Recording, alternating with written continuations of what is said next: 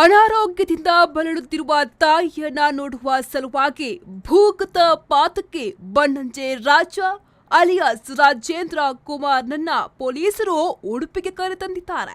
ಬೆಳಗಾವಿ ಹಿಂಡಲಗ ಕಾರಾಗೃಹದಿಂದ ಬಿಗಿ ಭದ್ರತೆಯಲ್ಲಿ ಉಡುಪಿ ನಗರ ಪೊಲೀಸ್ ಠಾಣೆಗೆ ಕರೆತರಲಾಗಿತ್ತು. ಭಾನುವಾರ ರಾತ್ರಿ ಠಾಣೆಯಲ್ಲಿ ಇರಿಸಿಕೊಂಡು ಸೋಮವಾರ ತಾಯಿಯನ್ನ ಕಾಣಲು ಅವಕಾಶವನ್ನ ಮಾಡಿಕೊಡಲಾಗಿದೆ. ವಿಚಾರಣಾಧೀನ ಕೈದಿಯಾಗಿರುವ ಬಣ್ಣಂಜೆ ರಾಜ ತಾಯಿಯನ್ನ ನೋಡುವ ಸಲುವಾಗಿ ಉಡುಪಿ ನ್ಯಾಯಾಲಯಕ್ಕೆ ಮನವಿ ಮಾಡಿತ್ತು. ನ್ಯಾಯಾಲಯ ಮಾನವೀಯ ನೆಲೆಯಲ್ಲಿ ಭೇಟಿಗೆ ಅವಕಾಶವನ್ನ ಮಾಡಿಕೊಟ್ಟಿದೆ.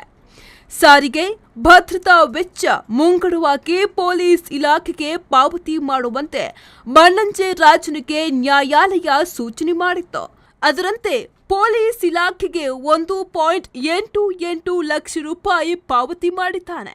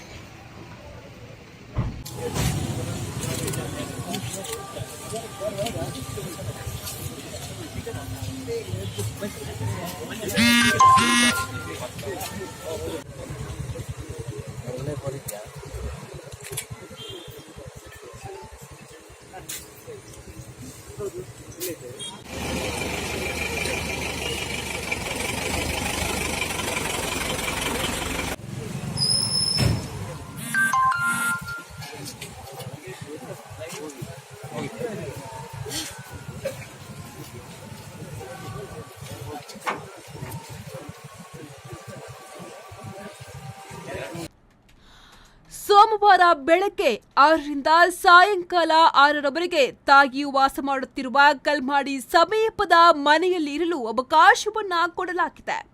ಪುನಃ ಸೋಮವಾರ ರಾತ್ರಿ ಉಡುಪಿ ನಗರ ಪೊಲೀಸ್ ಠಾಣೆಯಲ್ಲಿ ತಂದಿರಿಸಿ ಮಂಗಳವಾರ ಬೆಳಗ್ಗೆ ಹಿಂಡಲಗ ಜೈಲಿಗೆ ರಾಜನನ್ನ ಪೊಲೀಸರು ಕರೆದೊಯ್ಯಲಿದ್ದಾರೆ ಎಂಬುದು ಇದೀಗ ಮೂಲಗಳಿಂದ ತಿಳಿದು ಬಂದಿದೆ.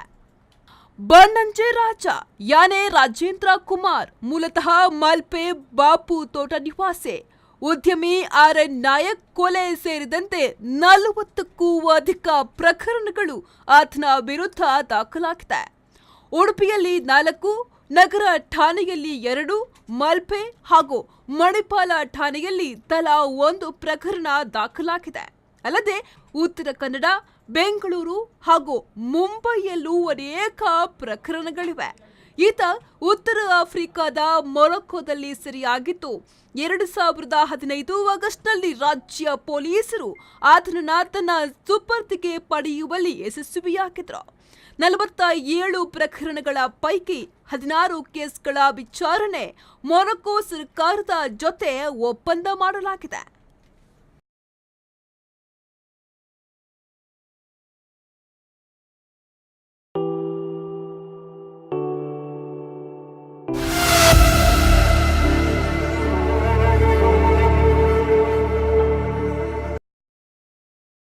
ಕುಕ್ಕುಂದೂರು ಅಯ್ಯಪ್ಪ ನಗರದ ಕೆರ್ತಾಡಿಯ ಮನೆಯೊಂದರಲ್ಲಿ ವಾಸ್ತವ್ಯವಿದ್ದ ಫ್ಲೋರಿನಾ ಮಚೋಡ ಅಲಿಯಾಸ್ ಫ್ಲೋರಿನಾ ಡಿಸೋಜಾ ಎಂಬುವವರು ಕೊಲೆಗೀಡಾಗಿದ್ದಾರೆ. ಮಾಳ ಹುಕ್ರಟ್ಟೆ ನಿವಾಸಿ ಅಂತೋನಿ ಡಿಸೋಜಾ ಎಂಬುವವರ ಜೊತೆ ವಿವಾಹವಾಗಿದ್ದ ಅವರು ದಂಪತಿ ಮಧ್ಯೆ ವಿರಸ ಉಂಟಾಗಿ ಕಳೆದ 3 ವರ್ಷಗಳಿಂದ ಇಬ್ಬರು ಪ್ರತ್ಯೇಕವಾಗಿ ವಾಸ ಮಾಡುತ್ತಿದ್ದರು. ವಿವಾದ ಪ್ರಕರಣ ಕಾರ್ಕಳ ಗ್ರಾಮಾಂತರ ಠಾಣೆಯಲ್ಲಿ ದಾಖಲಾಗಿದ್ದು ಕೋರ್ಟ್ ಮೆಟ್ಟಿಲೇರಿಲ್ಲ. ದಂಪತಿಗೆ ಅರುಣ್, ಕಿರಣ್ ಎಂಬ ಮಕ್ಕಳಿದ್ದಾರೆ. ಮನೆಯೊಳಗೆ ಪತ್ತೆಯಾದ ಶವ.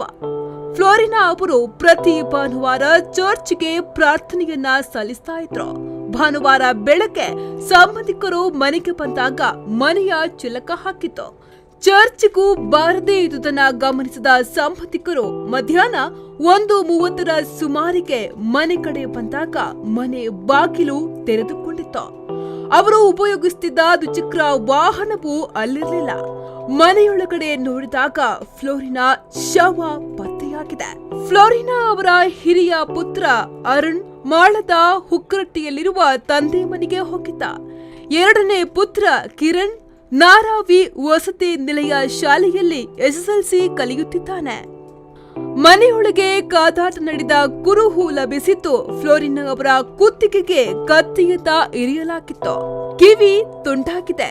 ಸಾವಿನ ಮಾಹಿತಿ ತಿಳಿಯುತ್ತಿದ್ದಂತೆ ಪತಿ ಆಂಥೋನಿ ಡಿಸೋಜಾ, ಮಕ್ಕಳಾದ ಅರುಣ್, ಕಿರಣ್ ಘಟನಾ ಸ್ಥಳಕ್ಕೆ ಆಗಮಿಸಿದ್ದಾರೆ.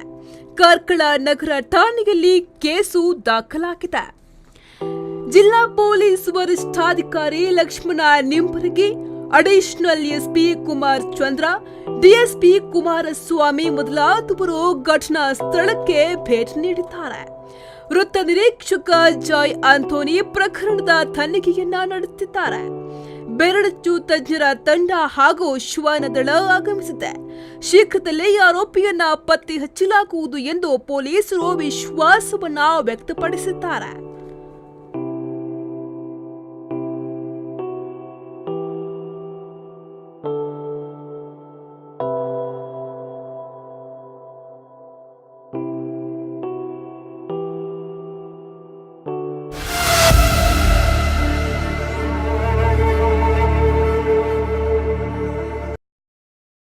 ಮಂಜೇಶ್ವರ ಪಾಲಕ್ಕಾಡಿಯಲ್ಲಿ ಮನೆ ಒಕ್ಕಲು ಸಮಾರಂಭ ಕಳೆದು ಊರಿಗೆ ಮರಳುತ್ತಿದ್ದ 18 ಮಂದಿ ಸಂಚರಿಸ್ತಾ ಇದ್ದ ತೂಫಾನ್ ವಾಹನಕ್ಕೆ ರಾಷ್ಟ್ರೀಯ ಹೆದ್ದಾರಿ 66ರ ಉಪ್ಪಳ ಸಮೀಪದ ನಯ ಬಜಾರ್ನಲ್ಲಿ ಎದುರಿನಿಂದ ಬರುತ್ತಿದ್ದ ಲಾರಿಯೊಂದು ಡಿಕ್ಕಿ ಹೊಡೆದು ಉಂಟಾದ ಭೀಕರ ಅಪಘಾತದಲ್ಲಿ ತೂಫಾನ್ ವಾಹನದಲ್ಲಿದ್ದ 5 ಮಂದಿ ಸ್ಥಳದಲ್ಲೇ ದಾರುಣವಾಗಿ ಸಾವನ್ನಪ್ಪಿದ್ದಾರೆ.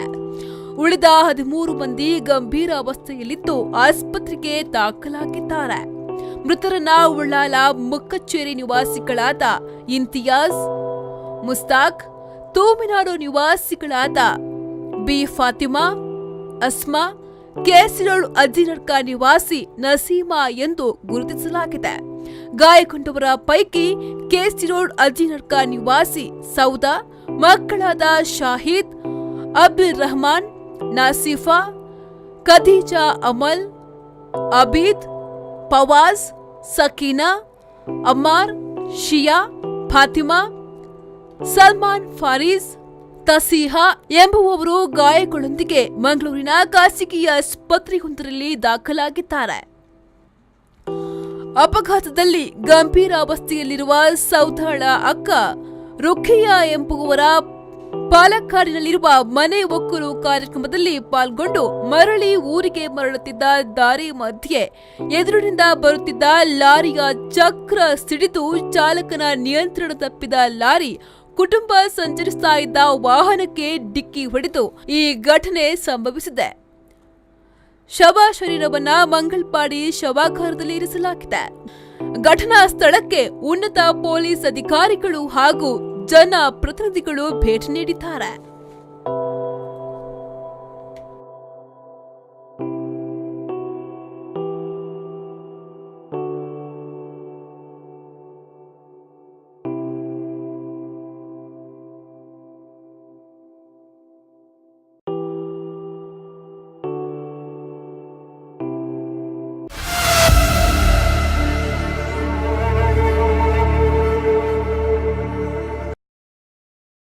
ಕಾಶ್ಮೀರ ಕಣಿವೆಯಲ್ಲಿ ಪ್ರತ್ಯೇಕವಾದಿಗಳು ಭಾನುವಾರ ಕರೆ ನೀಡಿದ್ದ ಬಂದ್ನಿಂದಾಗಿ ಅಮರನಾಥ ಯಾತ್ರಿಗಳು ತ್ರಿಶಂಕು ಸ್ಥಿತಿಗೆ ಸಿಲುಕಿ ಪರದಾಡುವಂತಾಯಿತು. ಮತ್ತೊಂದೆಡೆ ಬಂದ್ ಹಿನ್ನೆಲೆಯಲ್ಲಿ ಇಡೀ ಕಾಶ್ಮೀರ ಕಣಿವೆಯಲ್ಲಿ ಜನಜೀವನ ಸ್ತಬ್ಧಗೊಂಡಿತ್ತು. ಅಹಿತಕರ ಘಟನೆಗಳನ್ನ ತಡೆಯಲು ಎಲ್ಲೆಡೆ ಬಿಗಿ ಬಂದೋಬಸ್ತ್ ಏರ್ಪಡಿಸಲಾಗಿತ್ತು. ಹಿಬ್ಜುಲ್ ಮುಜಾಹಿದ್ದೀನ್ ಮುಖಂಡ ಬುಹ್ರಾನ್ ವಾನಿ ಹತ್ಯೆಯ 2ನೇ ವರ್ಷಾಚರಣೆಯ ಅಂಗವಾಗಿ ಪ್ರತ್ಯೇಕವಾದಿಗಳು ಬಂದ್ಗೆ ಕರೆ ನೀಡಿತ್ತು. ಈ ಹಿನ್ನೆಲೆಯಲ್ಲಿ ಕಾಶ್ಮೀರ ಕಣಿವೆಯೊಂದಿಗೆ ದೇಶದ ಇತರ ಭಾಗಗಳಿಗೆ ಸಂಪರ್ಕ ಕಲ್ಪಿಸುವ ಜಮ್ಮು ಶ್ರೀನಗರ ರಾಷ್ಟ್ರೀಯ ಹೆದ್ದಾರಿ ಮತ್ತು ಮುಘಲ್ ರಸ್ತೆಯನ್ನ ಮುಚ್ಚಲಾಗಿತ್ತು. ಹೀಗಾಗಿ ಸಾವಿರಾರು ಅಮರನಾಥ ಯಾತ್ರಿಕರು ಪ್ರಯಾಣ ಮುಂದುವರಿಸಲಾಗದೆ ಪರದಾಡುವಂತಾಯಿತು. ಯಾವ ಯಾತ್ರಿಕರಿಗೂ ಭಗವತಿ ನಗರ್ ಕ್ಯಾಂಪ್ನಿಂದ ಮುಂದುವರಿಯಲು ಅವಕಾಶವನ್ನ ನೀಡಿರಲಿಲ್ಲ. ಜಮ್ಮುವಿನಿಂದ ಕ್ಯಾಂಪ್ಗೆ ಹೊರಟಿದ್ದ ಯಾತ್ರಿಕರನ್ನು ಅಲ್ಲೇ ತಡೆಯಲಾಗಿದೆ ಎಂದು ಅಧಿಕಾರಿಗಳು ತಿಳಿಸಿದ್ದಾರೆ. ಈ ಮಧ್ಯೆ ಬಲ್ತಾಲ್ ಬೇಸ್ ಕ್ಯಾಂಪ್ನಲ್ಲಿ ಹೈದರಾಬಾದ್ ಮೂಲದ ಅಮರನಾಥ ಯಾತ್ರಿಕರೊಬ್ಬರು ಭಾನುವಾರ ಹೃದಯಾಘಾತದಲ್ಲಿ ಮೃತಪಟ್ಟಿದ್ದು, ಈ ವರ್ಷದ ಅಮರನಾಥ ಯಾತ್ರಿಕರ ಸಾವಿನ ಸಂಖ್ಯೆ 13ಕ್ಕೆ ಏರಿಕೆಯಾಗಿದೆ. ಮೃತರನ್ನ ಲಕ್ಷ್ಮೀಬಾಯಿ ಎಂದು ಗುರುತಿಸಲಾಗಿದೆ. ಜಮ್ಮು ಕಾಶ್ಮೀರ ಮಾಜಿ ಮುಖ್ಯಮಂತ್ರಿ ಪಿಡಿಪಿ ವರಿಷ್ಠೆ ಮೆಹಬೂಬಾ ಮುಫ್ತಿ ಅವರಿಗೆ 28ರ ಪೈಕಿ 21 ಶಾಸಕರು ಬೆಂಬಲವನ್ನ ಸೂಚನೆ ಮಾಡಿದ್ದಾರೆ. ದಿಲ್ಲಿಯಲ್ಲಿ ಶನಿವಾರ ವಾಪಸ್ಸಾದ ಮೆಹಬೂಬಾ ಅವರ ಮನೆಗೆ ಇದುವರೆಗೂ 21 ಶಾಸಕರು ಭೇಟಿ ನೀಡಿ ಬೆಂಬಲವನ್ನ ವ್ಯಕ್ತಪಡಿಸಿದ್ದಾರೆ ಎಂದು ಇದೀಗ ಬಲ್ಲ ಮೂಲಗಳಿಂದ ತಿಳಿದು ಬಂದಿದೆ. ಇದರೊಂದಿಗೆ ಕಣಿವೆ ರಾಜ್ಯದಲ್ಲಿ ಪಿಡಿಪಿ ಬಂಡಾಯ ಶಾಸಕರೊಂದಿಗೆ ಬಿಜೆಪಿ ಸರ್ಕಾರ ರಚಿಸುವ ಸಾಧ್ಯತೆ ಮತ್ತಷ್ಟು ಕ್ಷೀಣಿಸಿದೆ.